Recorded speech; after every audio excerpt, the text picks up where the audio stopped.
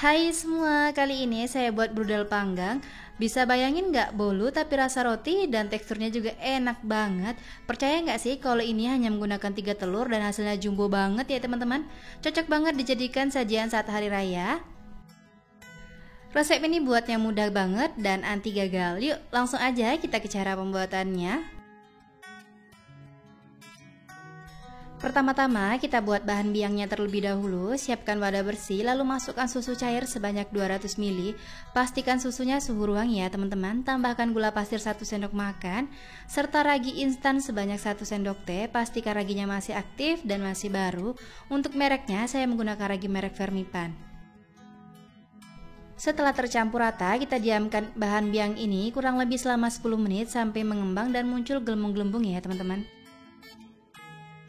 Setelah 10 menit dan muncul gelembung-gelembung pada permukaan bahan biangnya, berarti raginya masih aktif dan ini boleh digunakan ya teman-teman. Sisihkan terlebih dahulu. Selanjutnya, siapkan wadah bersih, masukkan margarin sebanyak 150 gram, tambahkan gula pasir sebanyak 150 gram atau sekitar 8 sendok makan, lalu mixer dengan kecepatan rendah terlebih dahulu sampai tercampur rata ya teman-teman. Kalau udah rata, saya mixer kembali dengan kecepatan tinggi kurang lebih selama 5 menit sampai mengembang dan margarinnya lembut ya teman-teman. Setelah margarinnya mengembang, lalu masukkan telur sebanyak 3 butir, pastikan telurnya suhu ruang dan masih fresh. Kita masukkan telurnya satu persatu. Gunakan mixer dengan kecepatan rendah, lalu masukkan telurnya satu persatu dan dimixer sampai tercampur rata ya teman-teman.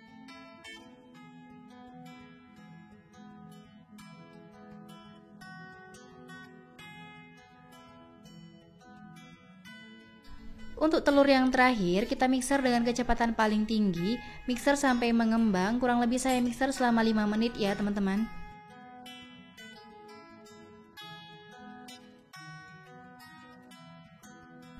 Jika sudah mengembang, matikan mixernya, lalu tambahkan bahan biang tadi dan kita mixer kembali dengan kecepatan sedang sampai semuanya tercampur rata ya teman-teman.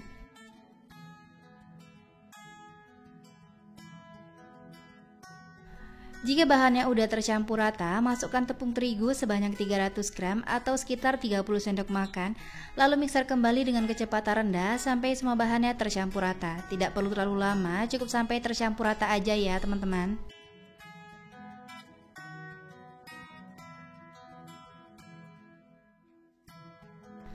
Untuk memastikan bahwa bahannya udah tercampur rata semua, boleh diaduk dengan spatula supaya tidak ada bahan yang masih menggumpal ataupun bergerindil, serta bahan-bahan yang masih mengendap pada bagian dasar adonan ya teman-teman.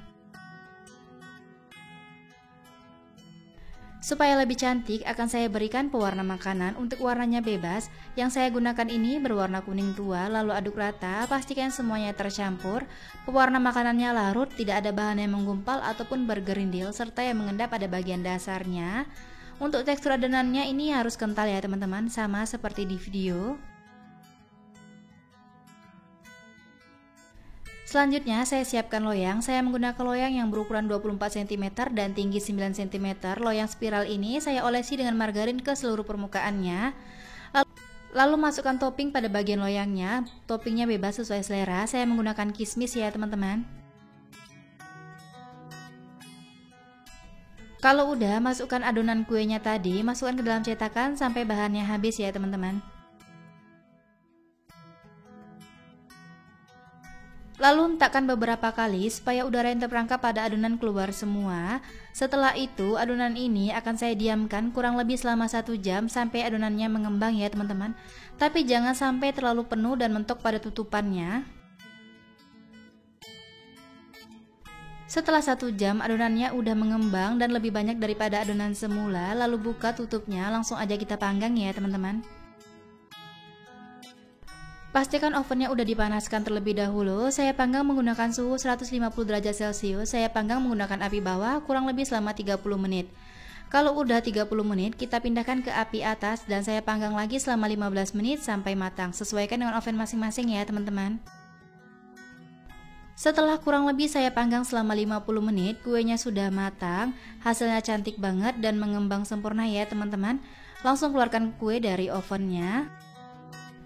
Selagi masih panas, kuenya kita keluarkan dari cetakan supaya kuenya tidak lengket ya teman-teman. Dan ini perlu hati-hati karena cetakannya beneran panas. Yuk kita lihat sama-sama bagaimana hasilnya. Apakah ini berhasil? Dan Masya Allah cantik banget ya teman-teman. Kuenya mulus dan beneran tidak lengket pada cetakan. Siapkan pisau potong kue, lalu kita potong kuenya dan kuenya siap disajikan. Beneran saat saya potong kuenya berasa lembut ya teman-teman.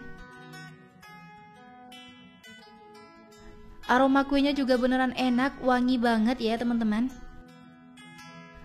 Brudel panggang ini cocok banget kalau teman-teman jadikan ide jualan ataupun dijadikan cemilan bareng keluarga tercinta.